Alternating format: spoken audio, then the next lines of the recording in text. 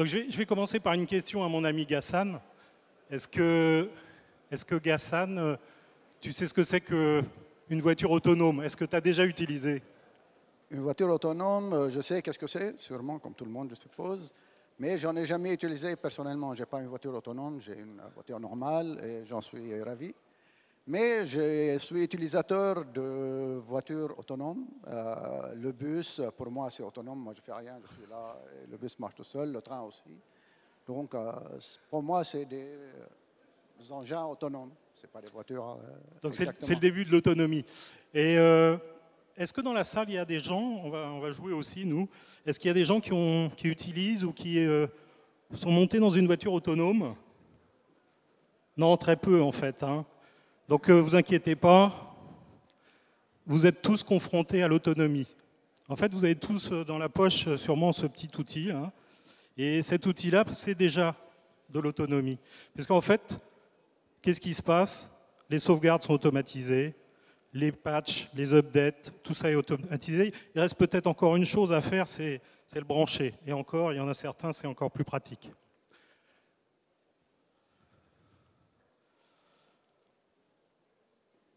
Alors, la base de données autonome.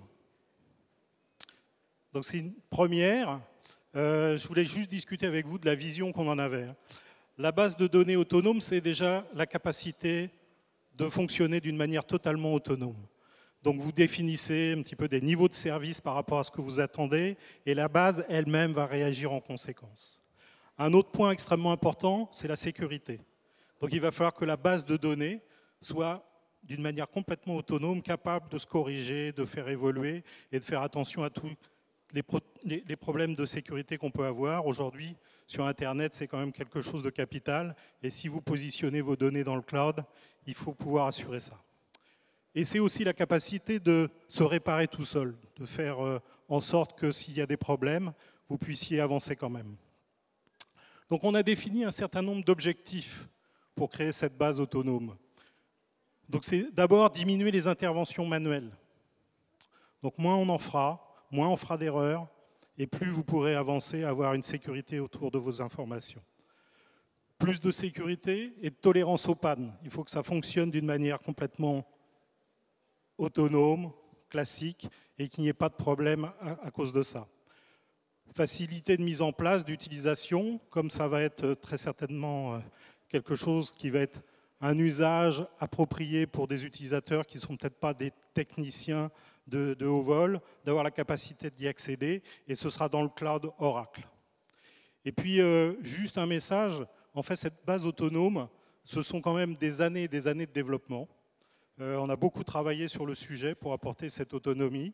Et puis, ça va être disponible d'une manière imminente. Ça a été annoncé à Open World. Et puis, je pense que d'ici la fin de l'année, on pourra utiliser ce service. Alors, la base autonome, qu'est-ce que c'est? C'est un long chemin hein, qui a débuté il y a déjà quelques versions. Hein. Déjà en base 9, 10, 11 et fortiori 12. Et puis, maintenant, la nouvelle version qui va arriver.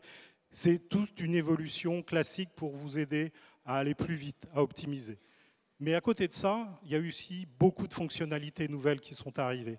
Et l'un dans l'autre, eh bien, il y a toujours quand même pas mal de travail à faire autour. Alors, ce long chemin, il est aussi nécessaire dans la mesure où on a travaillé également sur l'infrastructure sur laquelle on allait poser les bases de données. Et donc aujourd'hui, avec les systèmes type Engineered, les Exadata, on va pouvoir utiliser ce type de plateforme pour automatiser l'infrastructure sous-jacente. C'est-à-dire qu'on a fait tout le travail d'intégration au niveau réseau, OS, plateforme, etc., pour pouvoir apporter ce type de service. Donc ce qu'il faut bien voir hein, pour avoir cette base autonome, c'est qu'elle est intégrée, donc c'est la dernière version de la base, intégrée dans une infrastructure complètement autonome, donc à savoir des Exadata, et puis on va automatiser tous les services qui sont fastidieux derrière, comme les sauvegardes, les évolutions, les patchs de sécurité, etc. Donc avec cette base autonome, vous aurez la meilleure base de données au monde, qui sera maintenant extrêmement simple à utiliser.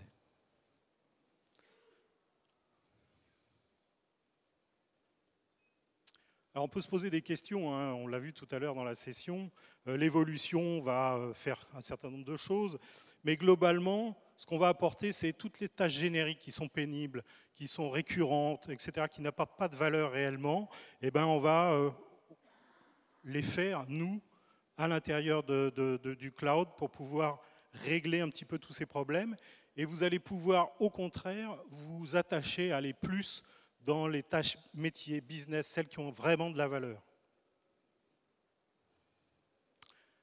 Donc on va regarder quelques-unes de ces tâches parce que c'est quand même assez important. Et Ghassan va nous aider. L'automatisation, vous avez vu, c'est quand même assez complexe parce qu'il y a quand même pas mal de tâches à faire, beaucoup de choses, hein, la mise en place des machines, des infrastructures, les patchs, backup, etc., l'évolution. Et il faut faire un compromis entre justement l'automatisation et la simplicité.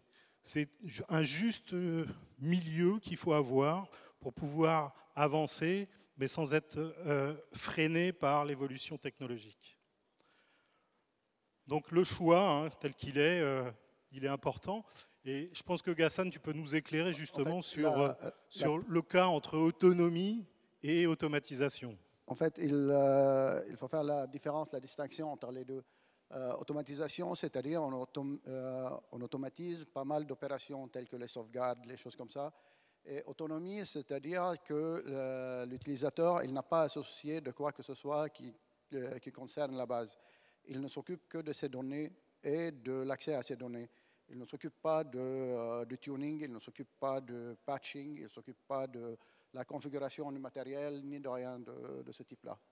Et c'est pour ça que dans ce cadre-là, sur cette offre-là chez Oracle, par exemple, l'utilisateur n'aura pas les droits DBA sur la base, n'aura pas un accès route sur l'OS, n'aura pas d'accès OS tout court. Donc, tous les problèmes, les erreurs qu'il peut y avoir, c'est géré par Oracle. Lui, il ne se soucie pas de ça. Donc, il a moins de risques, moins d'erreurs, moins de coûts à gérer les plateformes et la base derrière.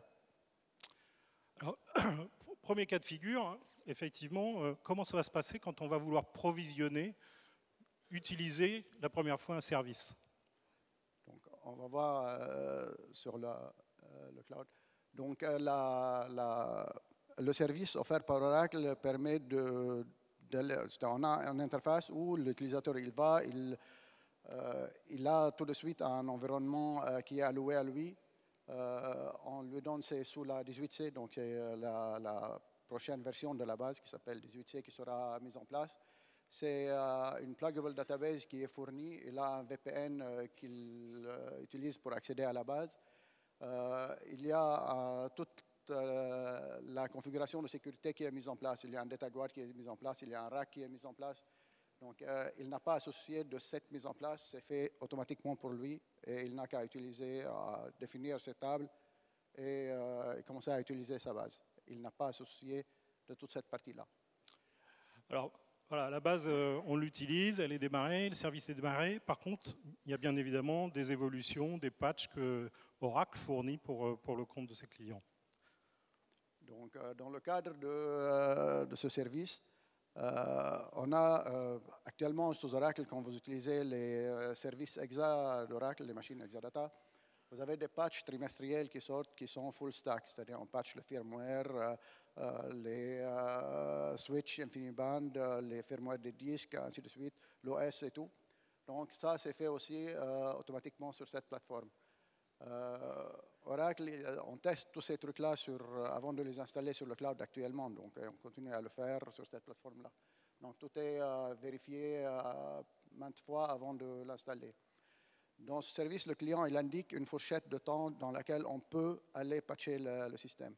Donc on ne va pas patcher le système comme ça, dire au client, bah, c'est aujourd'hui, débrouillez-vous, on arrête et on patch. C'est en collaboration avec le client, il peut dire non, je ne veux pas que vous patchiez à cette date, c'est à telle date ou autre. Donc on peut le faire. On utilise aussi tous les mécanismes Oracle qui permettent de minimiser au maximum le downtime requis pour patcher. Sinon, c'est fait en ligne sans aucun impact sur le service. Sinon, c'est un downtime très minimaliste. On va voir dans l'un des slides suivants à quoi on s'engage là-dessus. Et qui dit données dans le cloud, on parle aux sécurités également. Donc, il y a deux types de sécurisation de système. C'est une sécurisation externe, des attaques externes, et une sécurisation des attaques internes. Pour les attaques externes, donc, comme dans toutes les bases de données et les services database de Cloud Oracle, les données sont cryptées forcément. Le client n'a pas le choix, les données seront cryptées. Et c'est le client qui gère les clés de cryptage. L'autre aspect qu'on met en place, c'est pour sécuriser contre les problèmes ou les accès incontrôlés internes, c'est la mise en place de la database Vault. Donc, qui permet de dire qui a accès parmi les utilisateurs à quoi, qui peut voir quoi. On peut utiliser aussi le data masking et le data reduction qui sont inclus dans l'offre pour qu'on ne montre pas toutes les données à tous les utilisateurs, qu'on puisse par exemple cacher les numéros de carte de crédit, certaines adresses ou numéros de téléphone, partie de numéros de téléphone et ainsi de suite. Donc le staff Oracle qui gère ces plateformes n'a pas accès aux données et ne peut pas avoir accès aux données sauf accord et selon des procédures bien explicites du client. C'est pour certaines opérations qui pourraient nécessiter que le gestionnaire Oracle accède aux données, il faut l'accord du client et il y a une procédure qui est bien mise en place pour permettre ça. Ok, et globalement, ma base fonctionne, elle est sécurisée. Donc, à chaque fois, il y a peut-être des soucis vis-à-vis des performances ou des alertes qui peuvent être remontées par la base. Comment ça se passe? Donc, le système, il y a un monitoring continu du système et avec la possibilité donc, de surveiller l'utilisation CPU, l'utilisation mémoire du réseau, des accès disques et tout. Tout le système de monitoring permet de s'assurer qu'il n'y aurait pas des accidents qui provoquent l'arrêt de service ou qu'il y aurait une forte dégradation des performances. Donc, on peut faire du bursting de CPU et de la mémoire en ligne sans arrêt. On peut s'assurer de la gestion des ressources, répartition des ressources entre les différents utilisateurs. Le Cluster Health Monitor, il est amélioré dans cette version-là qui permet de détecter qu'il y a des problèmes qui risquent d'arriver sur les disques ou sur le réseau ou sur certaines parties du système.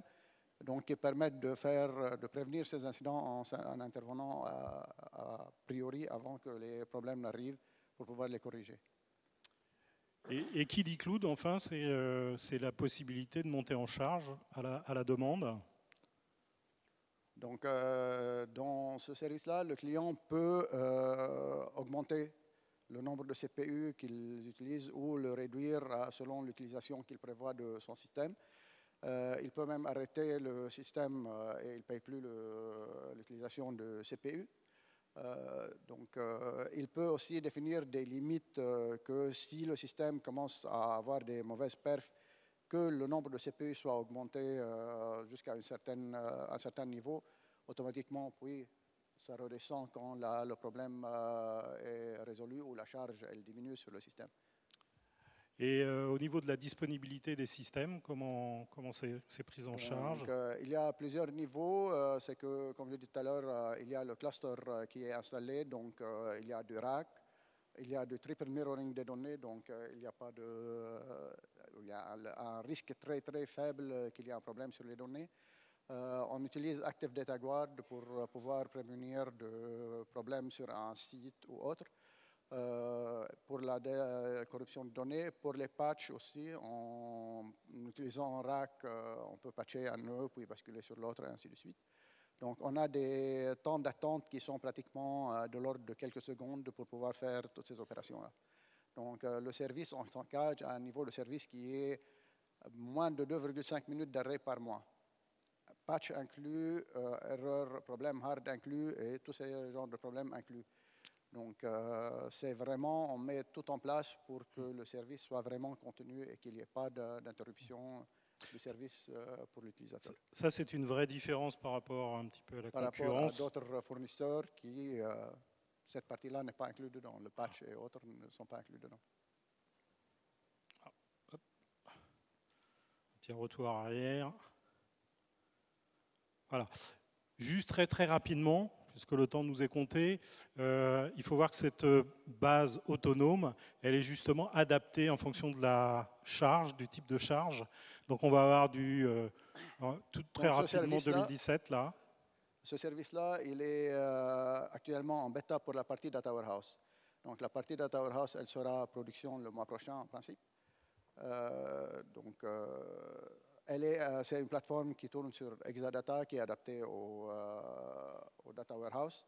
On va voir dans le slide suivant comment c'est. Courant 2018, il y aura une version pour le LTP et des Mixed Workload. Pour la partie développement ou autre, bon, les services Oracle qu'on offre actuellement sont largement suffisants côté base de données pour répondre à ces besoins-là. Donc pour la partie Autonomous Database pour le Data Warehouse, donc le client, on offre un service où le client, s'il achète ce service-là, il a accès à une base de données où il n'a qu'à définir ses tables. Donc le client, il va créer ses tables. Il va charger ces données dans les tables et commencer à les utiliser. Il a accès à SQLnet aux données. Il peut utiliser ces outils de BI qu'il a sur site ou ailleurs dans le cloud pour interroger ces données. Il peut charger les données ou bien à partir de son on-premise, c'est-à-dire ses machines à lui sur ses sites, ou bien via du stockage objet Oracle, ou bien directement à partir d'un stockage S3 chez Amazon. Donc, on a les outils qu'il faut pour aller directement prendre les données et les charger dans la base. Il n'a pas à créer des index, ni de matérialiser, ni à se soucier de la compression, quoi que ce soit. Il n'a qu'à définir ses tables et accéder aux données. On lui offre des outils de monitoring du système, donc il peut voir comment ça avance, comment ça se développe. Il peut donc faire du bursting de CPU et du stockage. Ils sont déconnectés. Donc, il peut augmenter le stockage sans augmenter le CPU ou l'inverse. Côté CPU, donc, il utilise la facturation à l'usage. Donc, il achète le service et selon le nombre de CPU qu'il utilise, il paye. S'il arrête les CPU, il ne paye pas les CPU. Voilà, et globalement, on va avoir à peu près le même type d'usage pour OLTP et les charges mixtes, qui est exactement sur la même infrastructure. Petite question, comme tu es toujours au contact de nos DBA, il y a peut-être des questions justement sur lesquelles on peut se poser. Très rapidement, est-ce que tu peux... En fait, on remarque sur les réseaux et sur les forums DBA qu'il y a beaucoup d'attentes ou beaucoup d'appréhension au propos de cette version de la base ou de ce service. En fait, le nombre de DBA qui est requis pour gérer des bases de données Oracle n'arrête de diminuer. Il y a 10 ans, on avait besoin de X DBA pour gérer, disons, des bases Oracle. Maintenant, on a besoin de la moitié, sinon beaucoup moins, avec les outils qui existent. Et ça ne va cesser d'avancer comme ça, c'est la nature des choses. Mais il y a toujours autant de spécialistes Oracle et des gens qui travaillent sur Oracle ou autour des produits Oracle. Donc, parce que la nature du travail, elle change. Ils font beaucoup plus de travail auprès des utilisateurs, de modélisation ou d'optimisation des applis ou des choses comme ça. Donc là, on ne va pas jeter tous les DBA dehors. Le travail, il change, mais ils seront toujours là et il y aura toujours besoin de compétences autour des bases de données Oracle. Soyez rassurés. Juste pour conclure, puisqu'on est vraiment just in time, ce qu'il faut voir, c'est que la base autonome, elle est designée pour les applications critiques, qu'on soit en mode Data Warehouse ou en mode OLTP. C'est vraiment une première mondiale, ça n'existe pas aujourd'hui sur le marché. Cette base complètement autonome et complètement sécurisée par nos services sera complètement automatisée et va vous garantir justement un service avec le moins d'intervention possible dessus, ou tout du moins ce sera à notre charge. Ce sera donc délivré dans le cloud sur des machines type Exadata, donc avec une performance maximale. Et là, voilà, je pense qu'aujourd'hui, on aura peut-être les premiers services de base de données en mode SaaS pur et dur. Je pense que c'est plutôt ça la vraie dénomination. Voilà. Merci Ghassan. on fera Merci une à vous session. tous d'être venus. Et puis, nous sommes à disposition sur le JNews Bar. Donc, si vous avez des questions particulières, n'hésitez pas, Gassan ou moi, ou d'autres avant-ventes, à venir vers eux pour leur poser les questions. Voilà, je vous remercie et bonne Merci. session par la suite.